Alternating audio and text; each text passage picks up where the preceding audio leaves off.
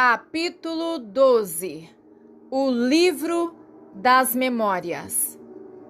Lutei para abrir os olhos com a resistência de um sono profundo e tranquilo. A primeira coisa que vi foram 2 anjos pairando por perto, suspensos vários metros acima do solo. Minha memória voltou gradualmente e percebi que os anjos haviam vigiado enquanto Enoque e eu dormíamos a noite toda. Ainda estávamos onde o Senhor nos havia deixado na noite anterior. Enoque estava acabando de acordar do descanso noturno também. O dia estava amanhecendo e os 2 anjos estavam discutindo algo em tons cautelosos e secretos. Ambos os anjos se aproximaram e espalharam suas enormes asas brancas sobre nós. Estávamos cobertos e encerrados em suas poderosas asas celestiais.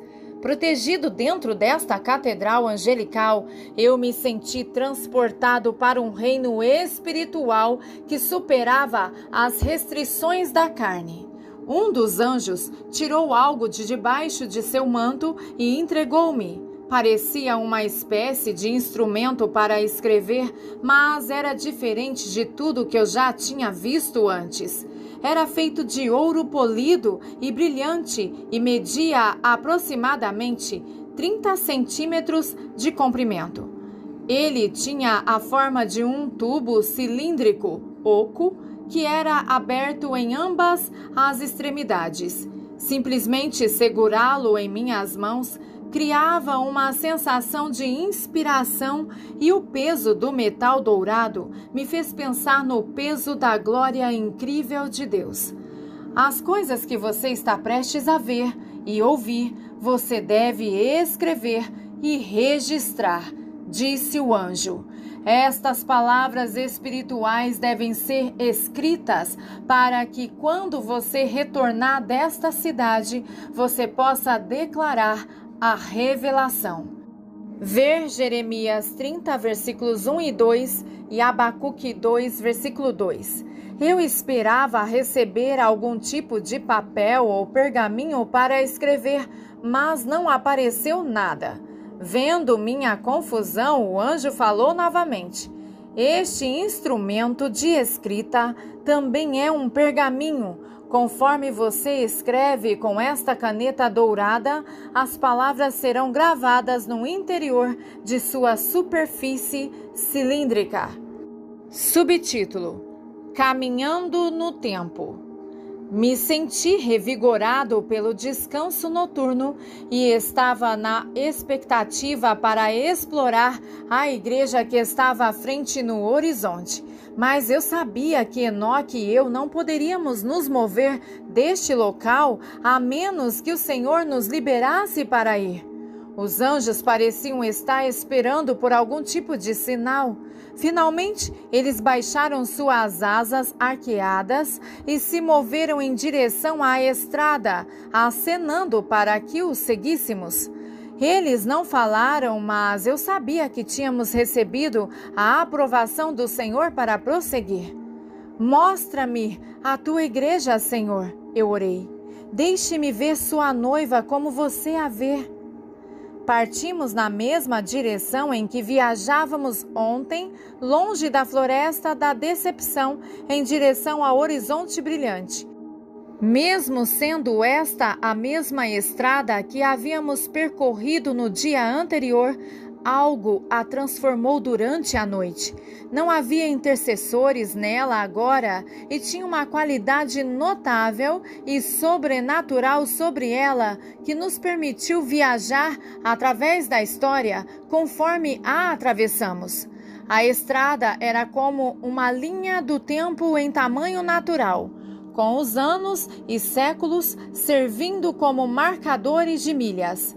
Estávamos realmente caminhando no tempo, e os eventos dos séculos anteriores foram narrados à medida que progredíamos.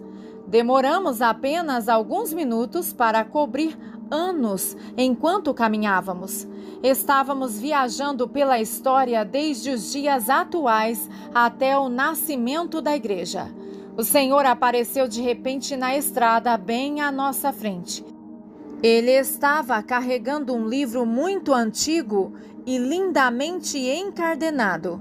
A lombada de couro tinha uma cobertura brilhante e as bordas do tecido estavam gastas e desgastadas pelo uso. Assim que o alcançamos, ele imediatamente começou a falar: "Você não pode limitar minha igreja ao tempo presente em que você está vivendo", disse ele, com um brilho de eternidade nos olhos. "Você deve ver isso ao longo dos anos e séculos, desde que comecei a construí-la." Então ele disse: "Não há tempo em mim. Um único dia pode durar 1000 anos." Ver Salmos 90, versículo 4 e 2 Pedro, capítulo 3, versículo 8. Subtítulo: O livro da memória. Jesus ergueu o livro incomum e amorosamente o abriu em suas mãos. Como deve ser a biblioteca do céu, eu me perguntei com espanto. Cada palavra do homem seria gravada lá. Toda a história terrena e celestial estaria contida em suas estantes. Eu nem consigo compreender as categorias e assuntos que devem incluir. Pode-se passar uma eternidade explorando suas riquezas. Este livro deve ser muito especial, eu pensei. Esforçando-me para ver o volume aberto nas mãos de Jesus, pude ver claramente uma coluna de nomes preenchendo a página. Neste livro está o nome de cada indivíduo que faz parte da minha igreja, disse Jesus. Suas próprias palavras ecoaram uma profundidade de amor além da compreensão humana. Sim, eu o chamo de minha noiva, meu rebanho, minha videira, meu exército, mas aqui, neste livro, eu o chamo de meus tesouros. Ele apontou para vários nomes no livro. Seu dedo tocou as páginas com tanta reverência e lágrimas se formaram em seus olhos. Oh, aqui está a minha igreja, aqui está meu corpo. Eles estão todos aqui no livro das memórias. Ver Malaquias 3, versículos 16 ao 18. Ele expressou um amor tão avassalador por seu povo, que fui dominado por sua afeição desinibida. Ele conhecia cada nome, ele conhecia cada indivíduo. As páginas do livro estavam gastas porque ele as virara tantas vezes. Ele passou o dedo pela página e parou quando veio ao meu nome. Instantaneamente senti como se 1000 volts de eletricidade passassem por mim. A página estava suja com suas lágrimas de intercessão. Eu orei por você, meu filho, assim como orei por todos cujo nome está no livro das recordações. Ver Hebreus 7, versículo 25 e 1 João 2, versículo 1. Ele disse, virando-se para mover-se em direção ao horizonte. Caminhamos lado a lado e depois de algum tempo, quando olhei para trás, não consegui mais ver a floresta. Enquanto viajávamos na estrada do tempo, observei o Senhor ler o livro das recordações. O nome de cada santo foi gravado nele. Notei que a letra M maiúscula estava escrita ao lado de alguns nomes. Estes são os mártires, explicou Jesus, com um aceno de cabeça de empatia. Eles pagaram o preço final dando suas vidas por mim. Grande é a recompensa deles. Ver Apocalipse 6, versículos 9 ao 11. Muitos nomes foram inseridos em algumas seções do livro, mas havia outros lugares onde apenas alguns foram registrados. Estes são os anos de grandes trevas sobre a terra, disse ele. Eles estavam na idade das trevas, cheios de suspeita e terror. O medo atormentou as nações e muitos se afastaram de mim. Apenas os muitos bravos sobreviveram à perseguição e muitos morreram por sua fé. Ele continuou: meu filho, você nunca deve olhar para a minha igreja novamente como um edifício, instituição ou organização. Não é um conceito ou uma teologia, é carne e sangue, minha carne e meu sangue. Minha igreja foi construída com pedras vivas, é composto de pessoas, são as preciosas joias que resgatei. É por isso que eu disse: visto que você fez isso a um dos pequeninos desses meus irmãos, você fez a mim. Mateus 25:40. Você não pode tocar minha igreja sem me tocar. Quero que diga ao meu povo para parar de atacar e devorar uns aos outros. Ver Gálatas 5:15. Eles estão rasgando e rasgando minha carne. Eu vim para acabar com esse canibalismo espiritual. O choque de suas palavras me dominaram. Minhas mãos tremiam quando peguei a caneta de ouro e registrei este mandato do Senhor. Claramente, o Senhor vê como sua igreja está dividida internamente e não está satisfeito. Ele deseja que amemos uns aos outros como ele nos ordenou. Ver João 13:34. Jesus agarrou um grande número de páginas do livro da memória, virando-as todas de uma vez. Ele apontou para as páginas agora totalmente em branco, puramente brancas, perto do final do volume. Estas são as páginas que ainda não foram concluídas, disse ele, e mesmo enquanto falava, pude ver nomes aparecendo nas páginas. Os anjos festejavam enquanto observavam, celebrando o aparecimento de cada novo nome no livro. Ver Lucas 15:7. Eu podia ver os títulos de nações inteiras e continentes inteiros escritos como cabeçalhos no topo de algumas das páginas quando ele as virava. Os nomes de indivíduos de cada país apareciam abaixo dos títulos. As nações da América Latina estavam sendo preenchidas mais rápido do que eu conseguia ler.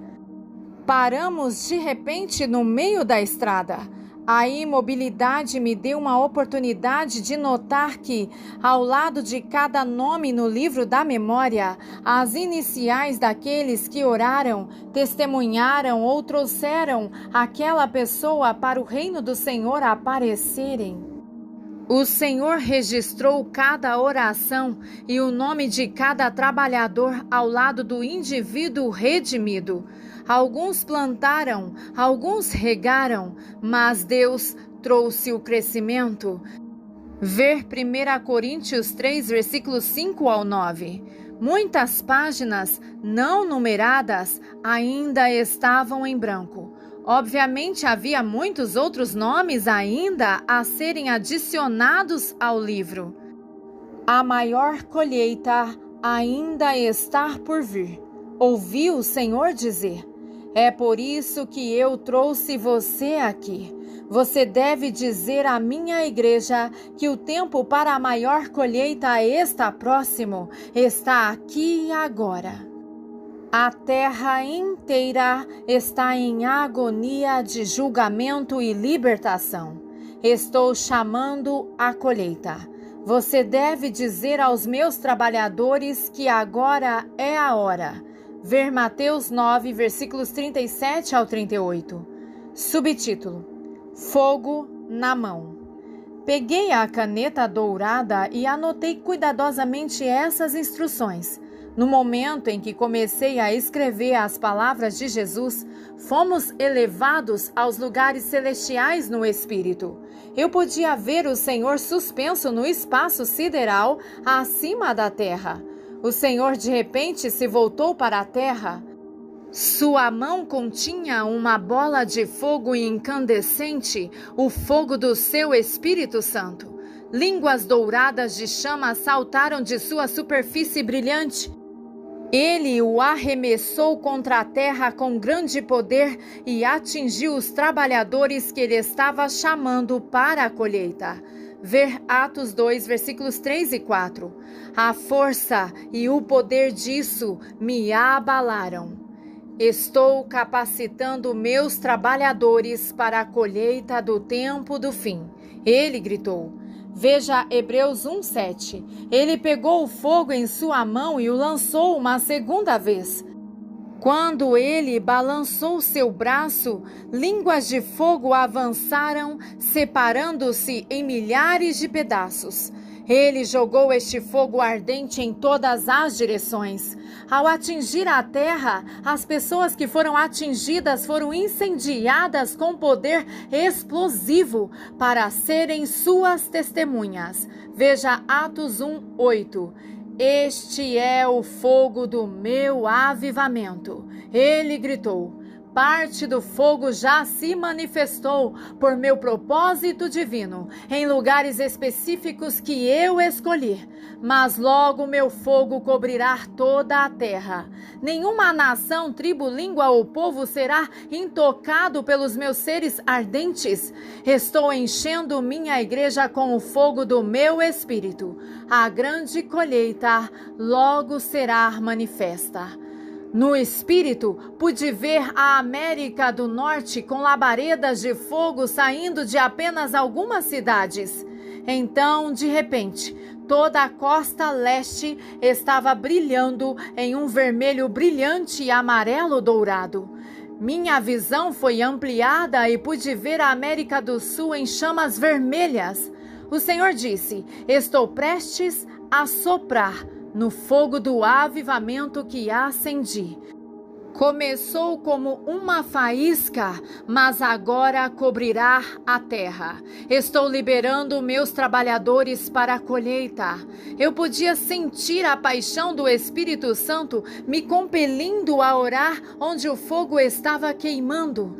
Devo orar, pensei. Isso é de extrema urgência. Devo chamar outros para orar. Escreva isso, o Senhor disse com firmeza. Diga aos meus servos que eles devem orar agora. Suas orações irão atiçar o fogo do meu avivamento. Avise-os para não parar de orar. A guerra acabou de começar.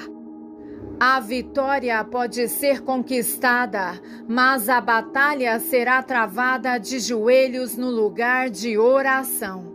Eles não devem parar de orar. Não é suficiente orar por apenas 1 hora. Eles devem trabalhar em oração durante a noite. Eles devem trabalhar comigo para cumprir o propósito do fim dos tempos e fazer a colheita. Este não é um dia de oração ou um período de oração. Esta é uma era de oração. Diga a eles que meu Espírito irá alcançá-los e esmagá-los. Estou chamando-os para o lugar de intercessão em nome dos perdidos. Agora é a hora de avançar para fazer nascer a minha vontade. Ver Isaías 18, versículos 41 ao 46. Como uma mulher no parto, há grande resistência. A água do meu propósito se rompeu. Este é o tempo de tristeza de que falei a você. É o começo do nascimento. Ver Mateus 24, versículo 8 e Romanos 8, 22. Nada pode impedir meu propósito se meu povo tiver dores de parto e orar até o nascimento. Subtítulo: uma poderosa liberação de pregação. Um dos anjos puxou uma flecha dourada de sua aljava e a colocou em seu arco de prata. Ele mirou com cuidado e atirou na terra. Quando atingiu a terra, ondas enormes de energia irradiaram do centro do alvo. Esta é a flecha da poderosa unção para pregar a minha palavra, disse. Em breve você verá um poderoso lançamento de pregações.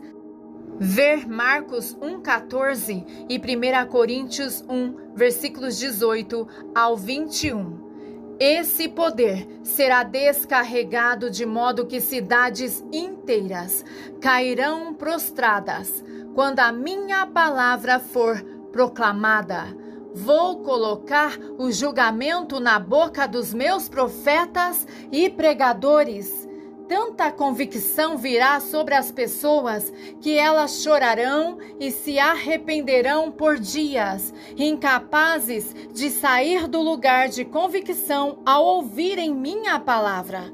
Porei fogo na boca dos meus profetas, e assim como Jonas declarou meu julgamento, assim os evangelistas serão liberados para chamar as cidades e nações a mim. Subtítulo: Casas de Hospitalidade. A visão terminou tão repentinamente quanto havia começado. Eu me encontrei de volta ao caminho da história, ao lado de Jesus. Fiquei abalado com a revelação do Senhor sobre a colheita do tempo do fim. Eu sabia que Deus estava se movendo na terra de maneiras poderosas. Os primeiros sinais de avivamento eram evidentes em muitos lugares, mas agora eu podia ver uma estratégia muito maior. Fui chamado para dizer à igreja que a colheita havia chegado e sabia que muitos ainda precisavam ouvir essa mensagem. Eu não conseguia me conter. Esta deve ser a colheita do tempo do fim, da qual a Bíblia fala. Eu disse de repente. Ver Mateus 13, versículo 39 e Mateus 24, 14 e 1 Pedro, capítulo 4, versículo 7. Eu estava tremendo de excitação. Este é um encontro global de almas. O fogo de Deus foi liberado e estou vivo para ver isso. Eu gritei com incrível alegria. Eu caminhei em atordoamento espiritual, ponderando sobre essa revelação do fogo do Senhor e a grande colheita do tempo do fim. Aos poucos, minhas emoções diminuíram e percebi que Jesus estava nos levando em direção ao que parecia ser uma humilde casa do Oriente Médio à beira da estrada. Era um tipo antigo de casa feita de material de barro, com pequenas janelas com moldura de madeira. Sua aparência simples e despretensiosa era atraente e convidativa, como uma pousada para um viajante empoeirado, cansado da estrada. Os visitantes devem ser bem-vindos aqui, pensei.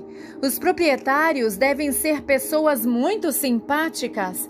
Este certamente deve ser um lugar de excelente hospitalidade. Ver Romanos 12, versículo 13, Hebreus 13, versículos 1 e 2 e 1 Pedro 4, versículo 9. Quando saímos da estrada para entrar na casa, o Senhor explicou seu motivo para esse destino. Eu os trouxe aqui para mostrar que minha igreja é um lugar de graciosa hospitalidade. Todos os meus servos podem encontrar lugares de doce descanso e refrigério entre o meu povo, onde são sempre bem-vindos. Hospitalidade é um atributo que solicitei de todos os meus líderes. Ver 1 Timóteo, capítulo 3, versículo 2. Pretendo que eles sejam modelos de hospitalidade. Aqui na minha igreja, Disse ele: você encontrará até mesmo aqueles que têm uma unção especial e capacidade de refrescar meus servos e ministros. Na minha igreja existem muitas casas de hospitalidade, apenas como esta. Jesus se aproximou de uma mesa para assinar uma espécie de livreto de registro de hóspedes e então desapareceu. Evidentemente, havíamos chegado tão longe quanto viajaríamos ainda hoje.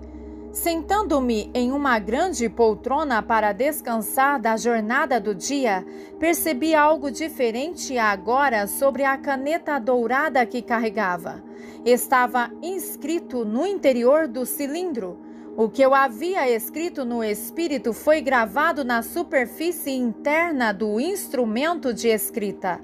Enoque olhou por cima do meu ombro com espanto. Eu ainda não tinha fome. O pão que o Senhor me deu na floresta da decepção foi tudo de que eu precisava para esta jornada até agora. Eu também não estava fisicamente cansado, mas, embora eu não sentisse necessidade de me refrescar, esta casa de hospitalidade era um lugar maravilhoso para se visitar antes de continuarmos nossa jornada. Eu mal podia esperar para dizer à igreja para fortalecer o ministério da hospitalidade. Percebi agora que seria muito necessário, nos dias de intenso ministério que estão à frente para o povo de Deus.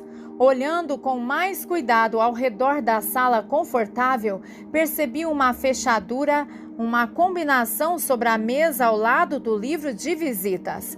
Eu me perguntei se o Senhor teria que abri-lo para desbloquear o caminho para a próxima parte de nossas vidas. Nos diferentes níveis de poço de sua presença, eu aprendi que somente Ele poderia desbloquear a revelação e abrir o caminho da verdade. Cada mistério está em suas mãos. Satisfeito em esperar ali que o Senhor desvendasse o caminho para os mistérios de sua revelação que estavam à nossa frente, recebi de bom grado o agradável prazer que este belo lar proporcionou. Ali eu aprenderia a receber e também a dar hospitalidade no reino. Essas lições me serviriam muito bem nos dias que viriam. Enoque estava sentado em um grande sofá posicionado sob uma das janelas abertas, lendo cuidadosamente um pergaminho antigo que ele havia levantado de uma mesa próxima. Uma intensidade que refletia sua caminhada experiente com Deus agora franzia sua testa. Uma suave brisa de fim de tarde entrava pelas janelas da planície aberta. Fiquei sozinho com os meus pensamentos sobre o livro das memórias. Eu sempre soube a respeito do livro da vida do Cordeiro, mas agora fiquei surpreso ao pensar nisso. Jesus tem outro livro. O profeta Malaquias mencionou: então aqueles que temiam ao Senhor falaram uns aos outros, e o Senhor os ouviu e os ouviu. Assim, um livro de recordações foi escrito diante dele para aqueles que temem ao Senhor e meditam em seu nome. Elas serão minhas, diz o Senhor dos Exércitos, no dia em que eu as fizer minhas ovelhas. Eu vou poupá-las, como um homem poupa seu próprio filho que o serve. Malaquias 3, versículos 16 e 17. É maravilhoso saber que Ele considera a cada um de nós como seu tesouro. Somos pedras preciosas aos seus olhos. Aleluia! Glórias seja dada ao nosso Deus. Amém.